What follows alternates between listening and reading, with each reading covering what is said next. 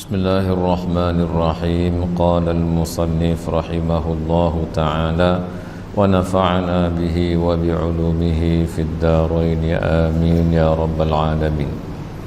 Dan kata setengah ulama, Bismillahirrahmanirrahim. Dan kata setengah ulama, maka nazari wajib, dan setengah ulama haram, dan setengah ulama makruh, dan setengah ulama harus. Maka adapun nazar yang menjadikan jalan ma'rifat kepada Allah Subhanahu wa ta'ala itu tiada khilaf jumhur ulama dalam wajibnya, maka iaitu qaul yang rajih. Baik. Dan kata setengah ulama, ulama di sini artinya ulama usuluddin, maka nazari bukan nazari, maka nazar la'alla sawab, maka nazar. Nazar artinya melakukan pemerhatian kepada alam untuk mendapatkan kewujudan Allah,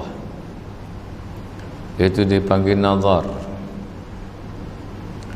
Maka nazar itu hukumnya adalah wajib, itu kata setengah ulama.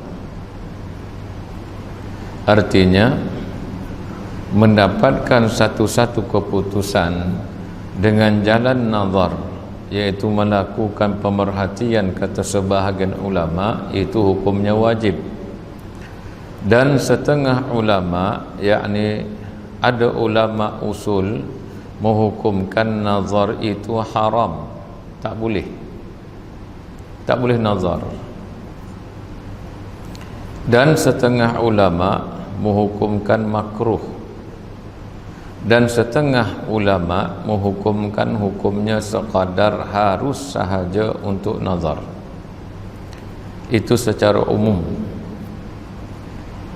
Maka adapun nazar, pemerhatian yang menjadikan jalan, yaitu membawa kepada ma'rifatullah, yaitu pengetahuan tentang Allah Subhanahu wa ta'ala, itu tiada khilaf, yaitu sepakat ulama.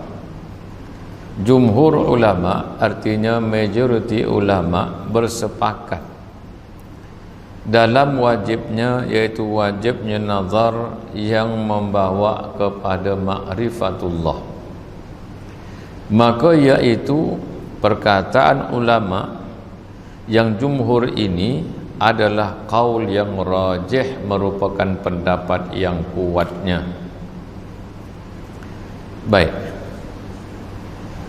Jalan nazar ini, yaitu melakukan pemerhatian, ini kita kena faham, karena kitab ini sebenarnya dia mengkaitkan dengan ilmu tasawuf. Kerana ilmu tasawuf itu dia tidak boleh terlepas daripada ilmu tauhid. Kalau seandainya seseorang yang mendakwa ahli sufi tetapi perbuatannya itu mukhalafah dengan akidah, maka hukumnya itu bukan ahli sufi. Itu adalah orang yang tertipu. Sebab itu bila kita mengatakan kita ahli sufi, maka tengok dahulu zahir dan batin kita. Zahir kita artinya adakah sifat mazmumah yang kita kehadapankan berbanding dengan sifat mahmudah? Ada ketakabur dalam diri kita, sombong tak kena tempat, ada tak? Yang kedua, zahir kita, yaitu adakah kita ini menjunjung titah perintah Tuhan ataupun tidak. Kalau seandainya seseorang itu mengatakan dia ahli sufi, sedangkan zahir syariat Islam tidak ada pada dirinya, itu bukan ahli sufi. Maka jalan nazar itu ada dua. Yang pertama, nazar melihat kepada diri sendiri. Yang kedua, nazar melihat kepada alam semesta. Sebab itu Al-Imam Ibrahim Al-Laqani mengatakan, fanzur ila nafsika thumma intaqili lil alamil ulwiyyi thumma sufli. Akan datang kita akan baca matan ini, iaitu maka engkau pandanglah ila nafsika, kepada dirimu. Artinya lihat kepada diri kamu. Thumman taqili, setelah itu berpindah pula pandangan itu lil alamil ulwiyyi thumma sufli, kepada alam yang di atas kemudian alam yang di bawah. Maka di situ ada dua. Yang pertama, memandang kepada alam semesta. Yang kedua, memandang kepada diri sendiri. Maka ulama sufi mereka mengatakan alam yang di luar itu ada kesamaannya dengan diri seseorang. Sebab itu ulama usul banyak mendatangkan contoh kepada alam yang di luar sana. Tetapi ulama sufi membawa contoh kepada diri sendiri, lebih melihat kepada kejadian diri. Ini bertepatan dengan firman Allah, wa fi anfusikum afala tubsirun, dan pada diri kamu sendiri kenapa tidak kamu perhatikan. Kerana pada diri kamu itu ada tanda-tanda tentang ketuhanan Allah Subhanahu wa taala. Maka dengan sebab itu nazar ini sendiri, kalau melihat kepada ulama usul, banyak menekankan tentang melihat alam yang di luar, demikian juga alam diri kita sendiri. Tetapi ulama sufi lebih menumpukan kepada diri sendiri sebagai tanda yang mengisyaratkan kepada kesempurnaan Tuhan. Maka ulama sufi mereka menamakan diri mereka itu sebagai alam saghir, alam yang kecil. Alam yang di luar dinamakan alam kabir, yaitu alam yang besar. Kalau di luar sana ada matahari yang menerangi, maka ulama usul mengatakan cara nazarnya adalah matahari itu tidak akan terjadi dengan sendirinya. Pasti ada yang menciptakan matahari. Maka dalam tubuh manusia dinazar, dilihat oleh ahli sufi, yaitu matahari yang dalam tubuh manusia itu adalah ma'rifatullah. Sebab itu mereka memandang kepada diri sendiri, melihat kepada dirinya sahaja, maka didapatnya ada Tuhan yang sangat hebat, berkuasa, yang bersifat kamal, yang memiliki jalal dan jamal, serta memiliki sifat jalal, qahar dan sebagainya. Di situ bahkan itu menurut ulama sufi, nazar yang seperti ini lebih mendalam kesannya sehingga menggurunkan orang yang memiliki nazar tersebut. Maka istilah itu ulama sufi mengatakan, kalau nazar menurut ulama usul memandang kepada semua alam yang ada ini termasuk diri sendiri, maka ulama sufi mereka menamakannya adalah dengan musyahadah. Musyahadah. Baik. Paham baik-baik di situ. Jadi nazar melakukan pemerhatian kepada alam yang membawa kepada mengetahui pencipta alam, itu tidak ada khilaf. Artinya sepakat ulama mengatakan wajib nazar yang seperti itu. Ya, wajib nazar yang seperti itu. Baik. Dan faedah yang di hadapan semua besok akan dibahaskan. Cuma ini sekadar pembukaannya. Faedah bahawasanya hukum yang baharu itu keluar daripada 5 perkara. Hukum yang baharu itu terbit daripada 5 perkara. Pertama, terbit daripada ilmu. Terbit daripada ilmu. Dan musuh manusia dalam ilmu tasawuf adalah al-jahlu, iaitu kejahilan. Maka ulama sama ada dalam pelbagai bidang, dia ulama syariat ke, dia ulama sufi ke, dia ulama Al-Quran ke, ulama hadis ke, mereka menyuruh seseorang itu belajar. Tidak boleh dia sekadar menunggu-nunggu satu anugerah daripada Allah, ilmu berupa ilmu laduni. Tak boleh. Dan ulama tasawuf, demikian juga ulama fiqh mengatakan bahawa ilmu itu perlu dipelajari melalui guru. Bahkan ulama sufi mengatakan siapa yang tidak ada gurunya, fa syaikhuhu syaitan, maka gurunya adalah syaitan. Baik. Jadi orang yang tidak ada ilmu ini, ia akan memandu dirinya adalah jahil dan juga nafsu diri dia. Dan nafsu diri yang akan tunjukkan ke mana dia nak pergi. Kerana setiap perkara yang terjadi, sama ada dalam diri dia, sama ada di luar diri dia, yang pertama memandang adalah mata dia. Bila mata memandang, maka dia akan membawa maklumat yang dilihat itu ke dalam hati dia. Di dalam hati itu, dan menurut ulama sufi, ada 4 benda yang mendiami. Ada 4 perkara.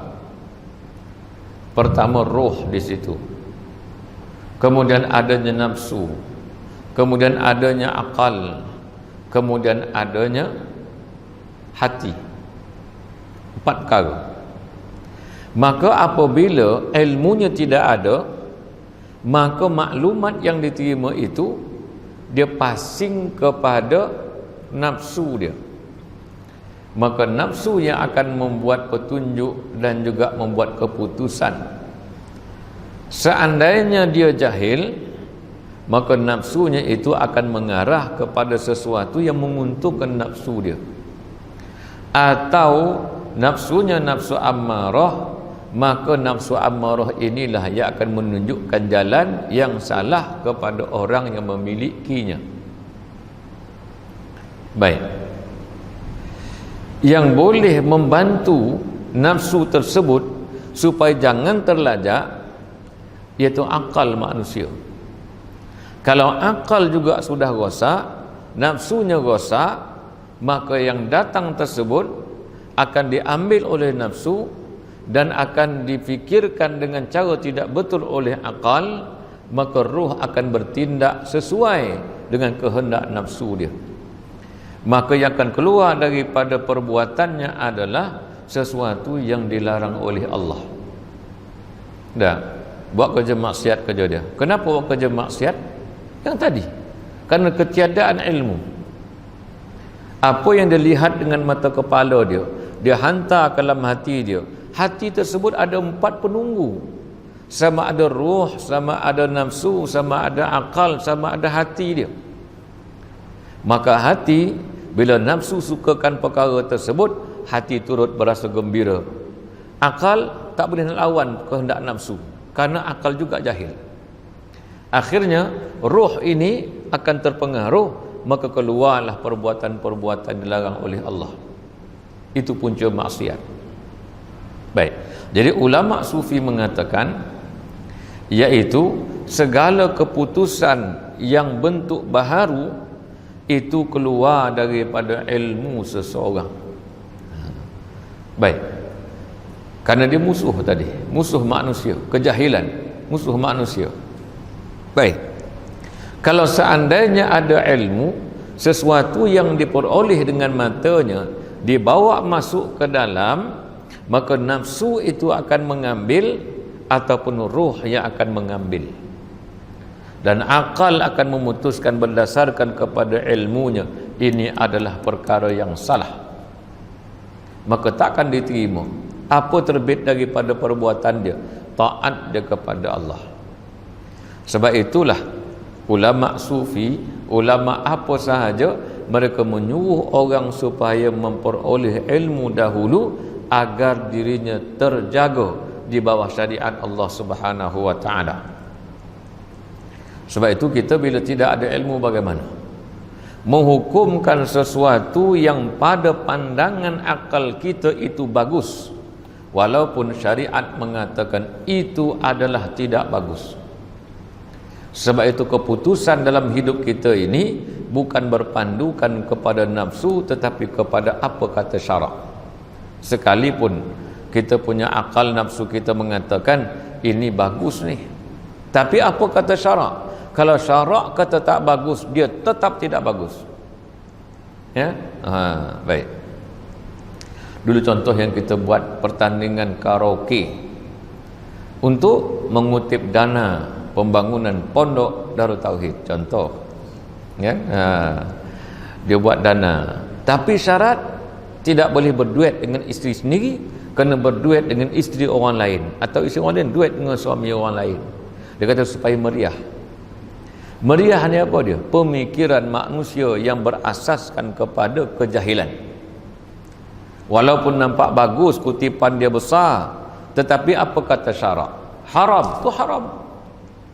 Walaupun kita mengatakan pada logik dia, ini bagus, boleh membangun. Islam tidak terbangun dengan cara begitu.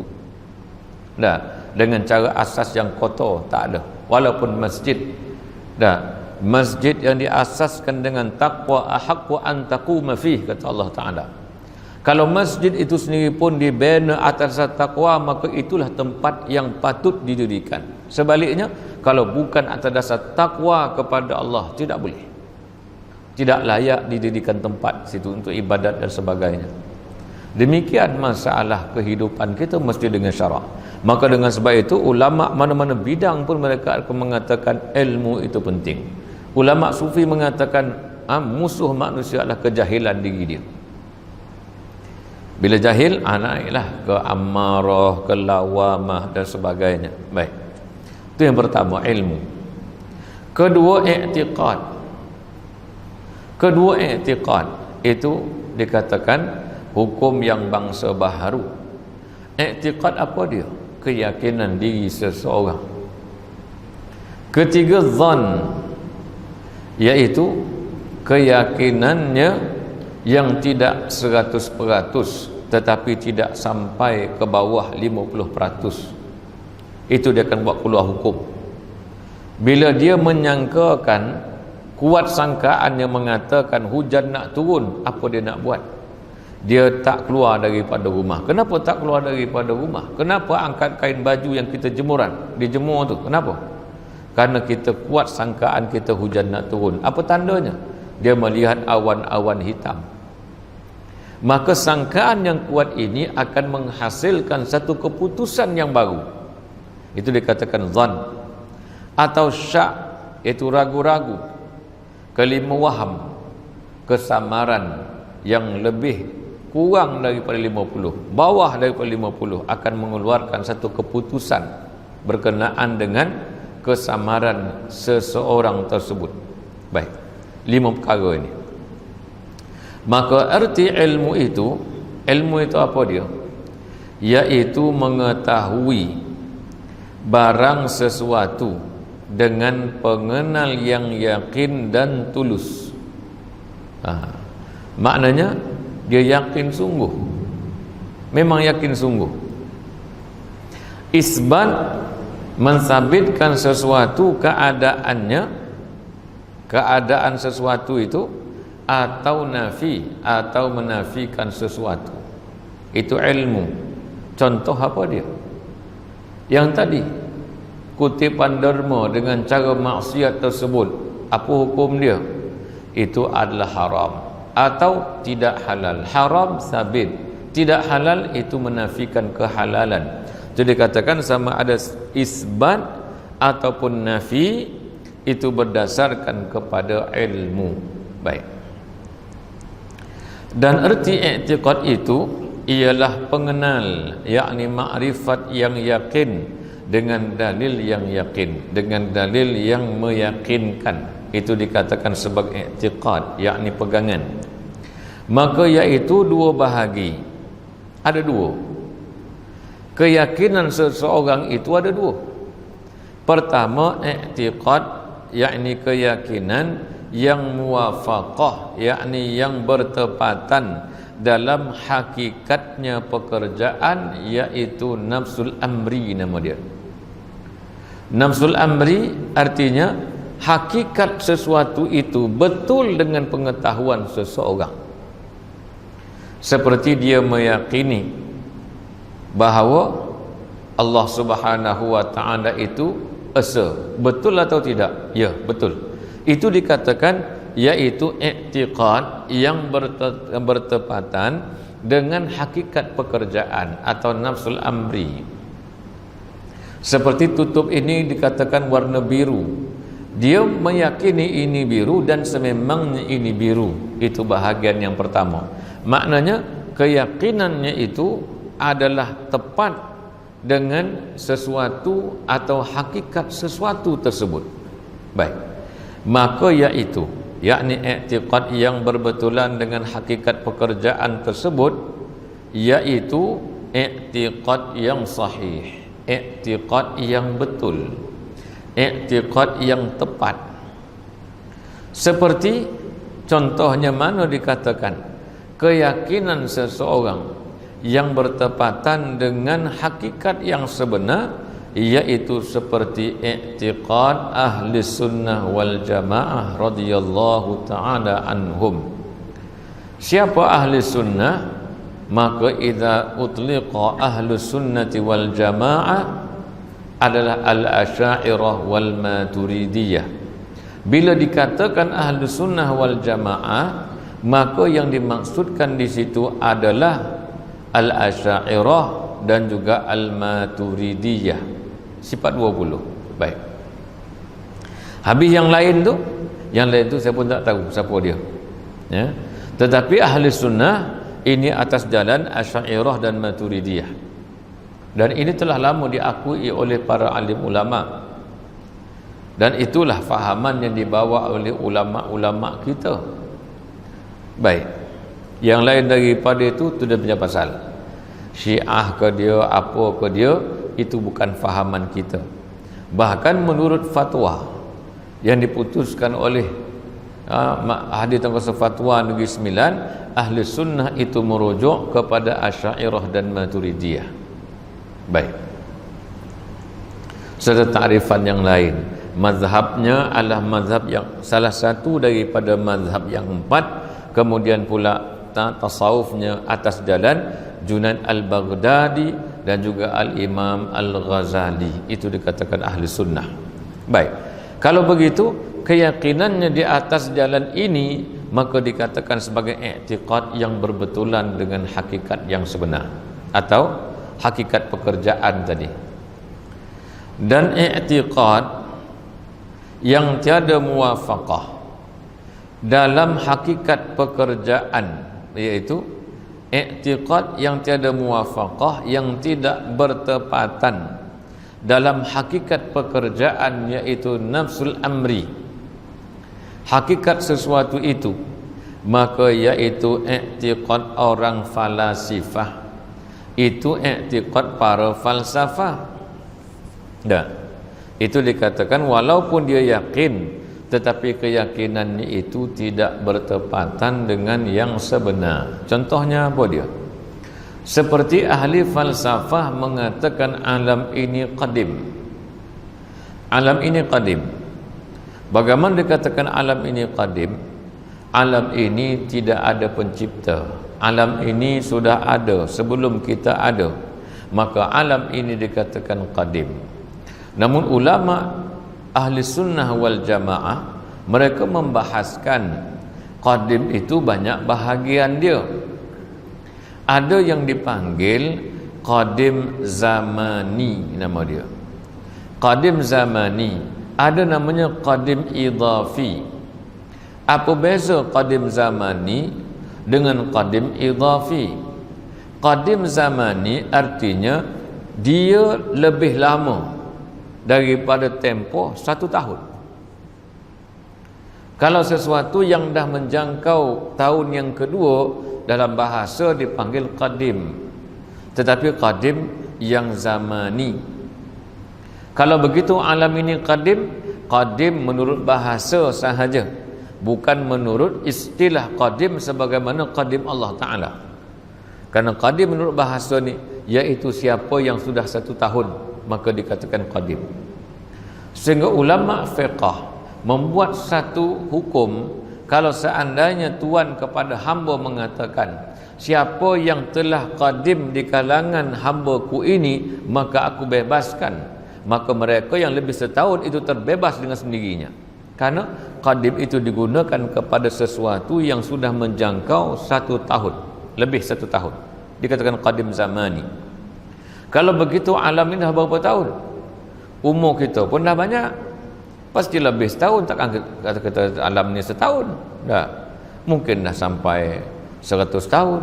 Karena tuk kita pernah lihat dan dia dah meninggal. Kalau dia ada umurnya 100 tahun, mungkin alam ini lebih daripada itu, karena kita baca sejarah Nabi SAW dah 1000 tahun lebih. Kita baca kisah Nabi Adam alaihissalam, sebelum jasadnya diturunkan ke bumi, bumi dah ada dah, maka dah beribu-ribu tahun. Kalau begitu alam ini qadim. Qadim apa? Qadim zamani nama dia, karena lebih setahun. Bangunan ini, masjid ini qadim, ya, qadim zamani nama dia. Satu lagi dipanggil qadim idhafi. Qadim idhafi ni apa dia? Seperti terdahulu anak daripada bapa, itu dinamakan qadim. Kalau begitu dahulu ada alam ini berbanding adanya kita, maka alam ini qadim dipanggil qadim idhafi, lebih dulu. Kalau ada orang dia umur 10 tahun, dah bapa dia umur 20 tahun, katakan dah bapa dia umur 30 tahun, dia 10 tahun, anak ditunjuk kepada bapa dia, dia kata, pakcik, ni anak saya ni, tunjuk bapa dia. Kita kata apa? Kau dah mengat dah. Sebab apa tak diterima? Kerana mustahil anak pula lebih dulu daripada bapa. Abi umur apa? Umurnya 10 tahun. Ni anak kau ni 30. Kau percaya juga tak tahulah. Maknanya ada something wrong somewhere dah. Dah. Urek dalam kepala kita dah putih mungkin kalau kita percaya. Ini dikatakan qadim idhafi, iaitu bapa lebih dulu daripada anak. Alam ini lebih dulu daripada kita. Kalau ahli sunnah mengatakan itu qadim idhafi nama dia, tapi bukan qadim yang sebenar-benar qadim, karena sebenar-benar qadim itu Allah Ta'ala.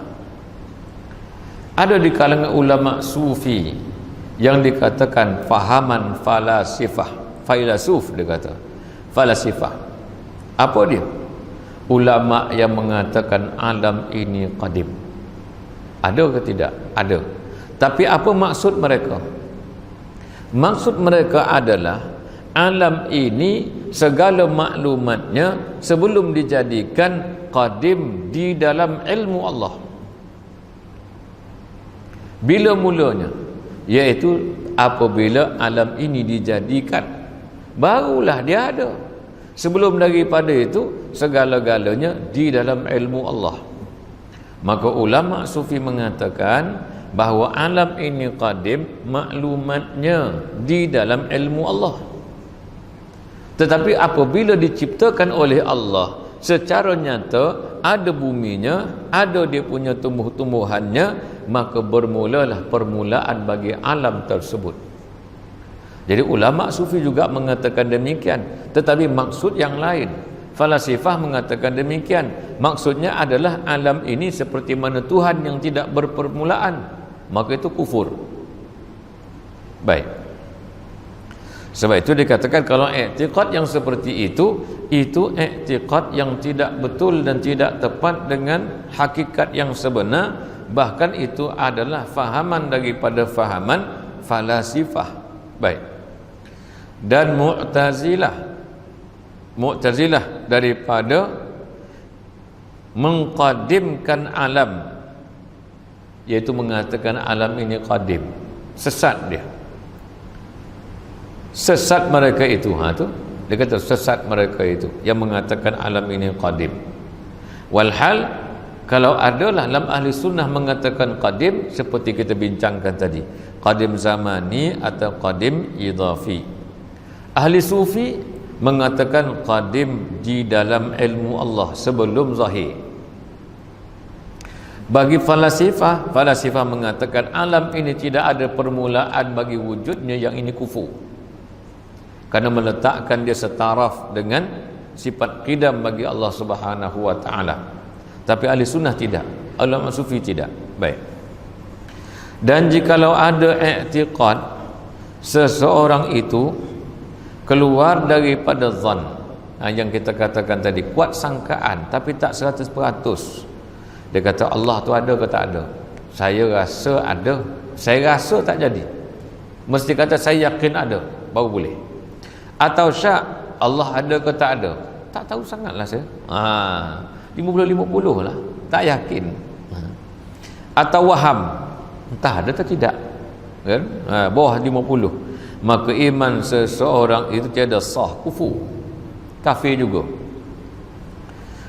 tiada sah sekali-kali. Macam tadilah, kalau orang tanya dia, Allah tu berkuasa ke tak berkuasa? Dia kata saya rasa dia berkuasa. Tak yakinlah tu, saya rasa tu. Atau kata-kata saya rasa dia berkuasa tapi lagi teruk. Ada tapi tu makna mungkin nak bawah lagi tu. Ada. Tapi tak nampak pula kuasa dia. Tak, yang itu maknanya boleh bawah daripada zon. 3 ini, syak, zon, syak dan waham. Ini kufur. Dalam masalah ketuhanan bagi Allah Ta'ala, dalam masalah akidah, tidak boleh ada langsung keraguan daripada kita. Tak boleh. Allah ada permulaan, kita yakin tak ada permulaan. Allah itu akan binasa, takkan binasa. Allah itu sama dengan makhluk, tak sama langsung. Allah itu adakah dia esa? Saya rasa dia esa, tapi kufur. Ya, baik. Jangan ada langsunglah akidah.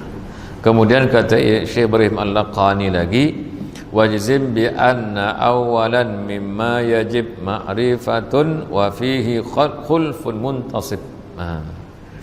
Wajzim, dan jazam olehmu. Maknanya apa dia? I'tiqadkan dengan yakin.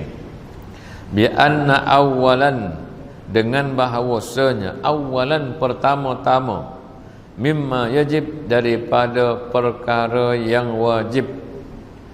Itu ialah apa dia? Yang perlu kita kita yang diwajibkan ke atas kita, ma'rifatun, iaitu ma'rifat kepada Allah. Wa fihi, dan padanya itu, apa dia pada mana? Iaitu yang pertama-tama wajib tu apa dia? Khulfun, ada khilaf di kalangan ulama. Muntasib, yang tertegak. Maknanya ada khilaf di kalangan ulama tentang apakah pertama-tama yang wajib bagi seseorang tersebut. Adakah makrifat pertama yang wajib, atau sekadar yang pertama wajib itu adalah melakukan penelitian kepada alam yang menunjukkan adanya Tuhan, atau meneliti diri sendiri supaya dapat kita keputusannya ada Tuhan yang menjadikan diri kita sendiri. Mana satu yang wajib? Itu dia kata, yakinlah bahawasanya pertama perkara yang wajib itu adalah mengenal Allah. Akan tetapi dalam masalah yang pertama wajib ini pun ada khilaf di kalangan para ulama. Baik. Yakni jazamkan olehmu, jazamkan i'tiqad kamu. Dia kata jazamkan di i'tiqad kamu. Boleh juga jazamkan di keyakinan kamu, atau jazamkan i'tiqad kamu, maknanya yakinkan, putus dan tidak berubah keyakinanmu tentang apa? Bahawasanya permulaan, yakni pertama-tama yang wajib atas orang yang mukallaf itu ialah ma'rifatullah, ma'rifat akan Allah Subhanahu wa taala dan rasulnya, iaitu ma'rifat akan rasul. Itu yang pertama wajib. Dia dah berhenti dah. Baik, maka dalamnya itu khilaf antara kata ulama yang telah masyhur dalam hikayat. Maknanya ada khilaf di kalangan ulama. Nanti kita ambil balik kata Syekh rahmatullahi alaihi, wajzim bi anna awalan mimma yajib ma'rifatun wa fihi khulfun muntasib. Wallahu subhanahu wa ta'ala a'la wa a'lam. Al-Fatihah.